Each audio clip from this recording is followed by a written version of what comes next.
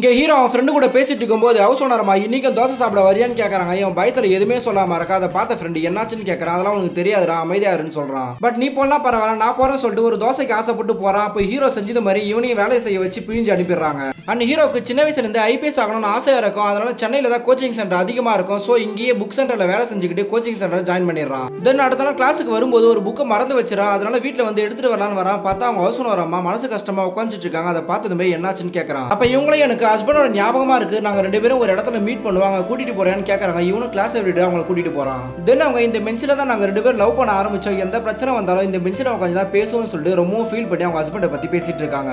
And எங்க போயிட்டு வந்தாலுமே இந்த பெஞ்சில வந்து தான் எல்லா கதையும் பத்தி பேசிட்டு இருப்போம். அது மட்டும் இல்லாம என்னோட ஹஸ்பண்டும் மதுரைக்காரங்க தான், அதனால தான் நீ மதுரைன்னு சொன்னதுமே என்னோட வீட்டை உனக்கு வாடகை விட்டேன்னு சொல்றாங்க. தென் அன்னைக்கு நைட் ஹீரோட ஃப்ரெண்டு ஒரு பொண்ணை கூட்டிட்டு வந்து வீட்டுக்குள்ள வரலான்னு பாக்குறான். ஆனா ஹீரோ ஒத்துக்க மாட்டான். இருந்தாலுமே கெஞ்சி கூத்தாடி ஹீரோ ஒத்துக்க வச்சிடறான். சோ ஹவுஸ் ஓனருக்கு தெரியாம உள்ள வர சொல்றாங்க. அப்பன்னு பார்த்தா ஹவுஸ் ஓனர் வெளியே வந்து லைட்டை போட்டுறாங்க. ஹவுஸ் ஓனருக்கு இவங்க தெரிஞ்ச பையனா தான் இருப்பாங்க. இவனை பார்த்ததுமே யாரா இந்த பொண்ணுன்னு கேட்கறாங்க.